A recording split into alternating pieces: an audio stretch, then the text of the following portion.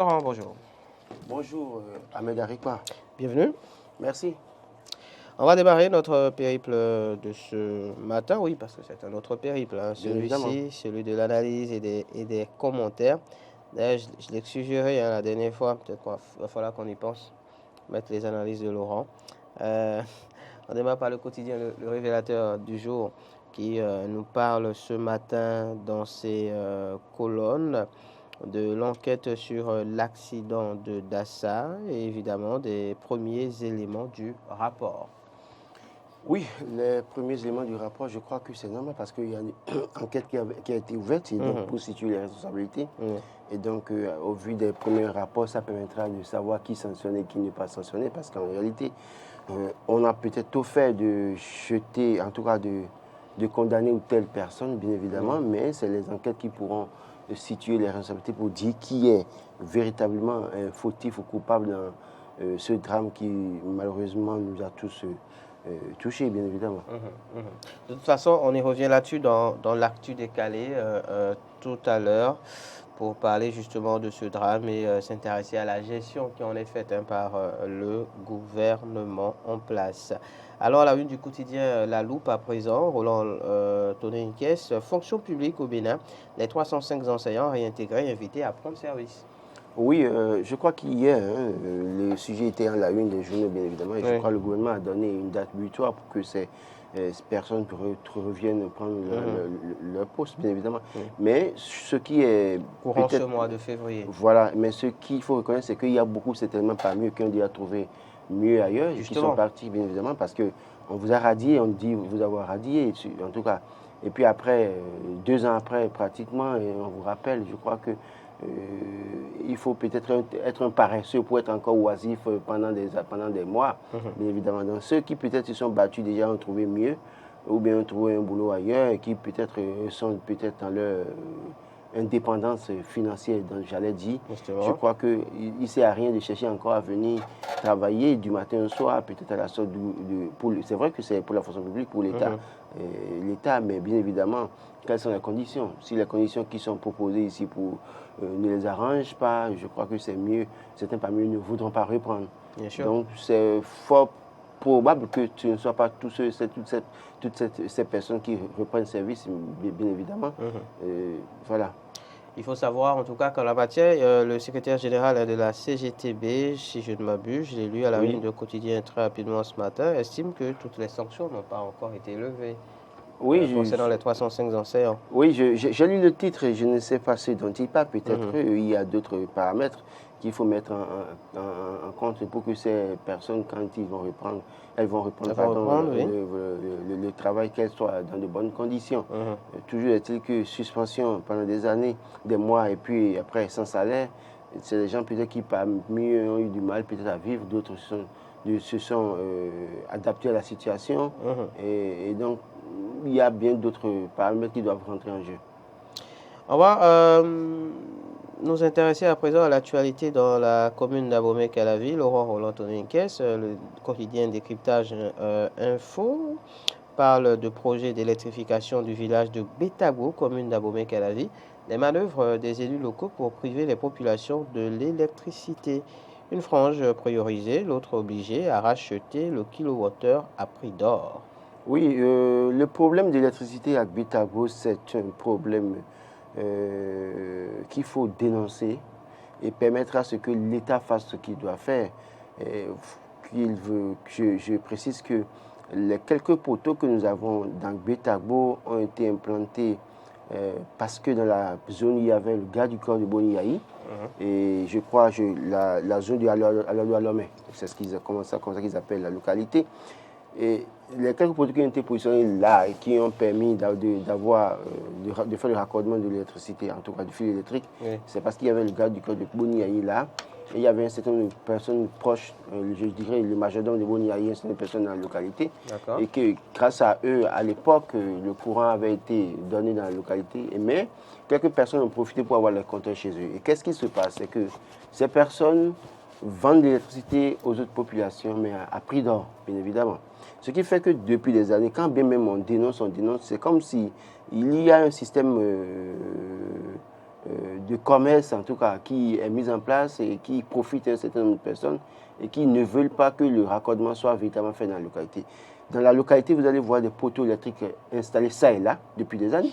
Vous allez voir même des transformateurs sur des poteaux. Et vous allez voir que quand vous quittez Adjagbo pour rentrer dans le tournant vers la base de Satoum, là, en allant vers Betagbo, il y a un transformateur. En tout cas, le raccordement est fait jusqu'à ce niveau-là.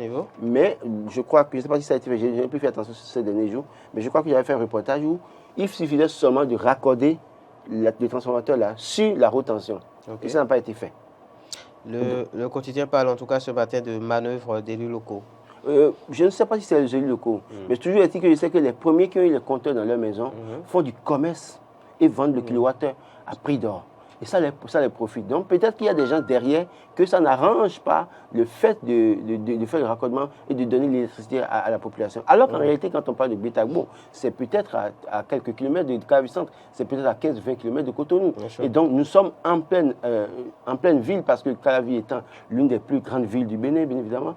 Et ça choque de voir que des localités, d'ailleurs même quand on parle de Betagbo, regardez, Betagbo à Adjagbo, c'est traversé par le bitume, hein, donc de part et d'autre, on a en tout cas l'urbanisation va de façon considérable, et donc il va falloir travailler à cela. Je pense que fondamentalement, les gens doivent pouvoir se prendre au sérieux et aider les populations à l'électricité. On a parlé d'1 million de ménages, avec 1 million de compteurs ou bien 2 millions à distribuer. Il fallait juste payer 10 000 francs et puis 10 000 francs à contrôler pour avoir les compteurs.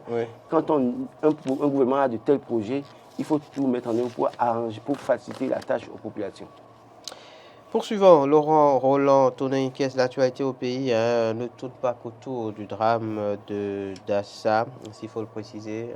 Comme je l'annonçais, on en reparle dans l'actu décalé, peut-être bien avant l'actu décalé. L'actualité tourne aussi autour des législatives du 8 janvier 2023, Laurent Roland, Tonin Nkes. Et en prélude justement à l'installation des députés de la 9e législature, l'heure est à... On va dire quoi, des rencontres entre, disons, anciens parlementaires, en tout cas des expérimentés et les nouveaux élus, afin de les imprégner de l'ambiance, on va dire, parlementaire. 9e législature, les députés élus de l'UP, le renouveau, pour un mandat de défi au Parlement, l'événement du jour, on parle. C'est également, on va dire, abordé dans d'autres quotidiens. Autant au niveau des démocrates, on organise donc des rencontres avec les nouveaux élus, autant au niveau donc du parti Union progressiste, le renouveau par exemple. Oui, Joseph Diogbenou, donc président du parti, et Louis Vavonou, donc ancien président de l'Assemblée nationale, sinon président de l'Assemblée nationale, parce que la 8e législature a toujours cours. On rencontre donc les nouveaux élus. Oui, je crois que oui, les nouveaux élus, ils ont été élus, ils savent peut-être déjà ce qu'ils doivent faire. Parce que étant de la majorité présidentielle, ils savent qu'ils ne doivent pas aller à l'Assemblée nationale pour être contre les intérêts du gouvernement. Mais ceci étant, il faut aussi peut-être leur rappeler dans une certaine mesure, en tout cas le parti les envoie en mission, bien évidemment. Ils ne doivent pas s'écarter de la vision de leur parti politique. Donc c'est normal des choses que le président du parti essaie de les rencontrer et que c'est certainement qu'il y ait un brassage. C'est vrai que quand on parle d'élus, c'est vrai ils sont tous membres du parti, mais pour autant, peut-être certains parmi eux n'ont pas de lien, ils ne se connaissent peut-être pas. Ils se connaissent membres du parti, mais n'ont pas de lien. Donc aujourd'hui, il va falloir travailler à un brassage dans une certaine mesure pour qu'entre députés, ils apprennent à se connaître et que peut-être entre députés de l'Union progressiste le renouveau, qu'ils essayent de voir avec qui créer les groupes parlementaires de l'Assemblée nationale, parce que c'est de là que peuvent naître les affinités, bien évidemment. Et donc, pour la mouvance présidentielle, je sais que ils savent très bien ce qu'ils doivent faire, parce qu'ils ne doivent pas s'écarter de la 8e législature pour autant, parce qu'ils sont là pour une cause. Alors, pour les démocrates, ceci étant, les démocrates savent aussi que le peuple les a mandatés, en tout cas, parce que quand on regarde les résultats, ce qu'ils ont pu avoir sans grands moyens, comme eux-mêmes l'ont reconnu, je crois qu'ils doivent comprendre que le peuple les a envoyés en mission pour un travail. Et ce travail, il ne doit pas s'écarter pour autant ce travail qui consiste véritablement à jouer le rôle du parlementaire, contrôler l'action du gouvernement et voter des lois, mais des lois qui vont dans l'intérêt du peuple. Donc je crois aussi que c'est valable pour les députés de l'UPR. On peut parfois aussi être de la même famille, mais parfois avoir le courage de dénoncer certaines choses. Ce n'est pas de la méchanceté, mais c'est en tout cas faire, je ne sais pas quel terme utiliser, mais ce n'est pas de la méchanceté, mais c'est aussi montrer ça, qu'on a la tête sur les épaules et qu'on peut affronter. Je ne leur dis pas d'aller affronter Patrice Talon à l'Assemblée nationale, d'insulter Patrice Talon ou de dénoncer à tout bout de champ, mais qu'ils comprennent qu'ils vont à l'Assemblée nationale représenter le peuple, même si pour autant certains parmi eux diront que dans ma localité ils n'ont pas voté pour moi. C'est grâce à... Par chance que j'ai été élu député, je m'en fous, ils peuvent dire tout ce qu'ils veulent. Non, certains ont dit ça, ils sont maintenant au garage après un mandat. Donc je crois qu'il doit pouvoir savoir interpeller le gouvernement sur les questions essentielles des citoyens. C'est la mission essentielle du député. D'accord. Parlons à nouveau, Laurent Roland Tononinkès, de ce drame d'Assa Zoumé, évidemment qui a déclenché beaucoup d'émoi, mais également beaucoup de réactions. Des réactions d'anciens chefs d'État, on a vu celle du président Thomas Boni Yayi, celle à présent de l'ancien président Nicéphore Dieudonné Soglo, qui se dit donc solidaire de la douleur des victimes et de leurs proches. Nous sommes à la une du quotidien Les 4 vérités, et fait une proposition, un remède sur tout le pipeau. Oui, le train en fait. Oui, vous savez, c'est bien dommage que le débat sur les chemins de fer, en tout cas le débat n'a pas pu pour autant évoluer après l'avènement de Patrice Talon, sachant que sous Boni Yayi, il y avait un dossier et puis après il y avait un contentieux à régler. Après la Cour suprême a donné raison à une partie, bien évidemment, mais fort malheureusement, dès l'avènement de Patrice Talon, on a constaté que ce dossier a été rangé purement et simplement apparemment. Je dis apparemment parce que je ne maîtrise peut-être pas tous les leviers. Mais toujours est-il que on a vu ce que le service que le train a rendu aux Béninois par le passé. Et continue de rendre d'ailleurs sous d'autres cieux. Oui, non, actuellement même, je crois que jusqu'à un moment donné, je ne sais pas si le train continue de passer, mais il y a quelques temps... Sous d'autres cieux, voilà. Oui. Enfin. Non, mais je crois qu'il y a un train qui passe avec quelques marchandises, je crois, oui, ça continue. Mais j'ai vu la dernière fois... Il y a très longtemps, moi j'en ai rencontré. La dernière fois, vers Porto-Novo, j'ai vu qu'ils ont ramené, ils ont enlevé tous les... En tout cas, tout ce qui constitue chemin, le fer, là, ils ont tout enlevé. Déjà? Ils avaient enlevé, il y a à peine 2 mois, j'allais à Porto-Novo, je crois 2 mois ou 3 mois. J'ai vu ça. Et puis, donc, je me pose la question de savoir, ailleurs, les gens travaillent à mettre en place les chemins de fer. Bien sûr. Et pourquoi ici, il y a ceci là? On travaille d'ailleurs à moderniser tout ça. Voilà, donc moi, je ne le dis pas pour les beaux yeux de Samuel Dessous, je ne le dis pas pour les beaux yeux du groupe Public Network International. C'est pas, encore Bolloré. Encore que Bolloré, oui. Le groupe était mais je le dis parce que quelque part, le train, après l'avion, le train est l'un des moyens de voyage les plus sûrs, bien évidemment. Les moyens de transport, pardon, les plus sûrs, bien évidemment. Et donc, dans une certaine mesure, réfléchissons à cela. Le train a été un élément essentiel dans le transport des marchandises et des personnes par le passé. Aujourd'hui, le monde évolue, des gens mettent en place des chemins de fer dans leur pays et ça continue de fonctionner, ça rend énormément de services aux personnes. Pourquoi on ne peut pas y penser? Je crois que c'est très important. C'est vrai que oui, on me dira qu'il y a une libéralisation du transport parce qu'il y a beaucoup de personnes qui sont promoteurs de transport en commun, bien évidemment. Oui, et bien évidemment. Et je sais que là aussi, des intérêts se sont bousculés parce que pour autant, quand on va suspendre ça, c'est que des gens n'auront peut-être plus de plus-value, en tout cas de revenus dans une certaine mesure. On me dira que les emplois seront fermés, seront menacés, des entreprises seront fermées, d'accord. Mais c'est parce qu'à un moment donné, il y a ce besoin de voyage sûr, en tout cas, pas un moyen assez sûr et assez rapide. D'autres personnes ont pensé trouver la solution de bus, bien évidemment. Donc je crois que le gouvernement ferait mieux de revenir sur la question. C'est très important. Au-delà de tout débat qu'on peut faire, il y a un problème à régler à ce niveau. Et le gouvernement est libre de choisir qui il veut. Pour autant, le gouvernement peut aller chercher les anciens partenaires qui ne s'entendaient pas peut-être ensemble et voir quelles sont les possibilités. Solutions justement à apporter à ce genre de situation. En parlant toujours de ce drame d'Assa Zoumé, il y a au cœur de tout ceci, disons, beaucoup d'émotions évidemment, beaucoup d'informations qui circulent, de fausses informations aussi. On reste à la une du quotidien Les 4 vérités qui nous apprend qu'aucun bus n'a pris feu à Boycon mardi dernier, comme on a peut-être tenté de nous faire croire sur les réseaux sociaux. Je ne sais pas si vous avez vu la fameuse vidéo. Moi, je n'ai pas vu, je n'en ai même pas parlé. Donc, écoutez, je crois que oui, les gens doivent pouvoir faire attention. Pour ne pas dire n'importe quoi, pour ne pas affoler les populations. C'est vrai que nous devons pouvoir dire aux gens de faire très attention ces derniers jours. Ce matin, en venant, par exemple, j'ai été bloqué quelque part à Postroué parce qu'il y a un accident. Deux personnes assez imprudentes qui se sont cognés avec leur véhicule au milieu de la voie, et ça a bloqué tout un nombre de personnes, je dirais du tournant de Gbetabo, Djabo vers Gbetabo, jusqu'à la limite de Postroué. C'est bloqué. Donc, je crois que les gens doivent faire suffisamment très attention ces derniers jours. Très attention. On dit que le FA a dit qu'il y aura beaucoup d'accidents en 2022.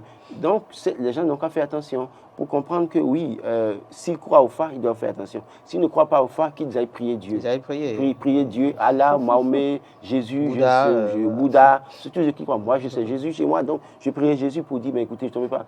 Et donc, il y a un peu de tout. Il y a, je ne sais pas ceux qui sont les bouddhistes, il y a les musulmans, il y a les vaudouisants. Chacun, en ce qui le concerne, doit pouvoir prier pour conjurer le mauvais sort, si tant est que le mauvais sort a été, en tout cas, annoncé sur le pays. Décryptage Info nous intéresse à présent pour peut-être finir. Laurent Roland Tonninkes, bonne nouvelle pour le Bénin. Indice de perception de la corruption en 2022, le Bénin réalise ses meilleurs scores dans l'IPC depuis 2012. C'est une bonne. Pas de lutte contre la corruption. C'est une bonne nouvelle. Je crois qu'il y avait un classement sur tout récemment et le Bénin n'avait pas occupé une bonne position. Il n'y avait pas communication tout. Enfin, est-ce que vous avez l'impression qu'il y a de la communication tout? Le quotidien n'en parle pas ce matin. Non, mais vous allez voir peut-être demain. Demain ou lundi, on verra. De toute façon, c'est une bonne nouvelle. Vos appréciations, sont attendues. Le gouvernement fait des prouesses. Arrêtez de jouer aux polémistes. Laurent Roland Tonninkes. Non, le gouvernement fait des prouesses, j'avoue. Non, écoutez, je suis le premier soutien de Patrice Talon. Peut-être, d'accord. Contrairement à ce que les gens peuvent penser. Non, je ne suis pas. C'est pas l'impression que beaucoup ont, en tout cas. Non, mais c'est leur impression. Oui. Mais moi, je dis, je sais parce que j'aime Patrice Talon que je vais peut-être l'encenser tout le temps. C'est une déclaration d'adhésion que vous êtes en train de faire? Non, quelle déclaration? Je n'entends rien de Patrice Talon. Non, encore qu'on a fini avec les élections. Oui, mais je n'entends rien de Patrice Talon. Je le dis, la même chose. Bien sûr. C'est pas moi ça. Je ne suis pas ce journaliste qui veut quémander peut-être une place ou bien des miettes pour faire plaisir à Patrice Talon. Patrice Talon est libre de prendre mes commentaires positivement pour corriger peut-être sa gouvernance, plutôt ou il est libre de les rejeter et de penser que je dis n'importe quoi. Mais toujours est-il que je sais que dans tout ce que je dis là, je n'ai pas totalement tort. Toujours, ceci étant, Patrice Talon fait d'énormes prouesses à la tête du Bénin. Il faut le reconnaître. Mais il y a des couacs. Et les couacs, nous sommes, notre rôle de leur rappeler, pour leur dire, écoutez, à ce niveau, vous avez failli. Quand on parle, par exemple, de ce drame, par exemple, je dis, et je le dis une fois, et je ne le dirai jamais assez, s'il y avait peut-être... C'est vrai qu'on me dira que le mal pourrait arriver, même s'il y avait un certain nombre de moyens, parce qu'il y a d'autres paramètres qui entrent en jeu, bien évidemment. Mais il fallait quand même certains moyens pour qu'au moins qu'on sache que le gouvernement a joué sa partition. Mais là où le gouvernement a failli, nous dirons que le gouvernement a failli. Là où le gouvernement a raison, nous dirons que le gouvernement a raison. Donc ceux qui pensent que je suis opposant, ça fait le problème. Et moi, je ne suis pas là les matins pour dire, Patrice Talon, tu es bon, tu es demi-dieu, ou bien tu es après Dieu, c'est toi. Non, écoutez, il faut dire à Patrice Talon à un moment donné, oui, là c'est bon, mais là ce n'est pas bon. Je crois que c'est ça qui va construire l'homme, et c'est ça qui va faire qu'il va sortir par la grande porte à la fin de ce mandat, plutôt que de l'encenser pour qu'il tombe, et que les mêmes personnes qui ont fait avec Patrice et Mathieu Kékou, qui à la veille de 2006, ont renié publiquement Mathieu Kékou pour aller vers Boniaï, et qui en 2015 ont renié publiquement encore Boniaï pour aller vers Djavon ou venir vers Patrice Talon. Je crois que c'est de ça qu'il est question. L'autre quotidien nous parle de la délocalisation du commerce de gros de Dantokpa ce matin, Laurent Roland Tonninkes. Oui, je crois que... Grande décision donc, du Conseil des ministres du 1er février 2023. Le gouvernement délocalise le commerce de gros alimentaire de Dantokpa. Oui, je crois que c'est une annonce qui avait été faite depuis. Les commerçantes du marché étaient déjà informés, donc ce n'est pas une surprise. Je crois que ça fait déjà 2 ans ou 3 ans que cette annonce a été faite. Oui. Chaque année, le gouvernement n'a de cesse répété cela pour dire oui. Et je crois que des travaux sont en cours dans la zone de... autrefois pavé Kékou, aujourd'hui rue Kékou, qui est devenu du bitume. Bitume Kékou. Oui, on dira rue Kékou. Donc, quand vous allez là-bas, il y a un travail assez important qui se fait. Et c'est pourquoi je dis que oui, il y a des choses que Patrice en fait. Il faut applaudir dans une certaine mesure. On ne va pas tout le temps dire que... En tout cas, je ne suis pas un opposant pour peindre tout en noir. Ce n'est pas ma mission. Donc, les gens ont compris cela. Ils doivent pouvoir peut-être maintenant, c'est le moment maintenant de se mobiliser, d'obtempérer, plutôt que de faire le malin pour subir la rigueur du pouvoir. Sachant bien que ce pouvoir, quand vous l'affrontez, vous payez cash. Rejet des recours liés, et ça c'est vraiment pour finir cette fois, Laurent Roland-Tonnet-Nicaise, le rejet des recours liés aux législatives de 2023 par la Cour constitutionnelle. Nous sommes à la une du quotidien Le Matinal. Les partis face à l'équation de la sécurisation des suffrages. Oui, je crois qu'on l'a dit, on l'a dit sur le plateau abondamment. Les partis doivent travailler à la sécurisation de leurs suffrages. Il ne revient pas à un opposant d'espérer que le pouvoir en place va lui faire la part belle. Ce n'est pas possible. Pour sécuriser ses suffrages. Oui, écoutez, le pouvoir en place, les formations qui suivent le pouvoir en place travailleront à sécuriser leur suffrage. Encore qu'ils sont au pouvoir, ils ont tous les leviers en main. Mais vous qui êtes opposant, vous devez pouvoir travailler à vous donner... Qu'entendez-vous par tous les leviers, Laurent Roland-Tonnet-Nicaise? Je dis, ils ont les leviers en main. Ils ont les leviers en main. À nous qui ne comprenons pas vite. Mais les leviers en main, c'est qu'ils ont la Sénat qui est remplie, excusez beaucoup, majoritairement des gens de la mouvance. C'est un organe autonome. Mais écoutez, ceux qui sont là-bas sont... D'ailleurs, c'est dit dans le nom. Commission électorale nationale. C'est ce qui est dit. Autonome. Mais ceux qui composent la structure aujourd'hui sont qui? Okay. On a un ancien ministre de l'Intérieur. Passons. Parce que vous parlez. Il y a un ancien ministre de l'Intérieur qui a mené à faire le certificat de conformité, qui est président de la Sénat aujourd'hui, du président électoral aujourd'hui. D'accord? Il y a au moins dans l'équipe des gens qui ont occupé des postes de responsabilité nommés ou bien promus par le pouvoir en place qui sont là. Donc, c'est un levier. On a compris, oui. C'est un levier. La Cour constitutionnelle, c'est un levier pour le pouvoir en place. Et donc, ils ne pourront pas se tirer des balles dans les pattes. C'est pas possible. Donc, c'est aux opposants de se donner les moyens de contrôle, de surveiller en tout cas leur suffrage pour ne pas subir ce qu'ils dénoncent. Ils sont en train de dénoncer maintenant. Ce qu'ils sont en train de dire actuellement disant qu'il y a fraude, il y a mascarade, il y a mal donné quelque part. Même si une autre formation de la mouvance est venue conforter les démocrates en la matière. Donc, ça veut dire que c'est à chacun de se donner les moyens. Il ne s'agit pas de venir dire devant le constitutionnel qu'on n'a pas les moyens d'un parti, on a un parti, on n'a pas les moyens. Si je prends 5 000 francs par mandataire dans un bureau, fois les 16 000 bureaux de vote, ça me fait 80 millions. 80 millions, je crois que certains parmi eux, ils peuvent... Pour un parti qui en est à sa première participation qui sont ceux qui à des élections, qui sont ceux qui composent... Un parti, ne l'oubliez pas, de l'opposition, donc ils ne sont pas au pouvoir. Qui sont ceux qui composent le parti? Qui sont ceux qui composent le parti? Qui sont membres du parti? On les connaît, à peu près. Quelqu'un parmi eux aurait payé toute la caution. Ben oui, donc vous aurez souhaité qu'il se charge aussi de, vous voulez un résultat de ses dépenses? Vous voulez des résultats. Vous voulez qu'il se ruine Vous voulez attention, je ne pense pas que c'est donner 80 millions qui va ruiner Boni Aïe. Je ne pense pas. Ils savent très bien que 80 millions donnés dans 87, ça ne va pas ruiner Boni Aïe. Et il y a même Komi Koutié qui a fait son show depuis les États-Unis. Je crois qu'il a encore la capacité de contribuer, même si c'est à 10 millions, 20 millions. Certains parmi eux peuvent encore donner les moyens. Donc, ils ont failli à ce niveau-là. Et ça leur a coûté très cher. Merci, Laurent Roland-Tonnet-Nicaise.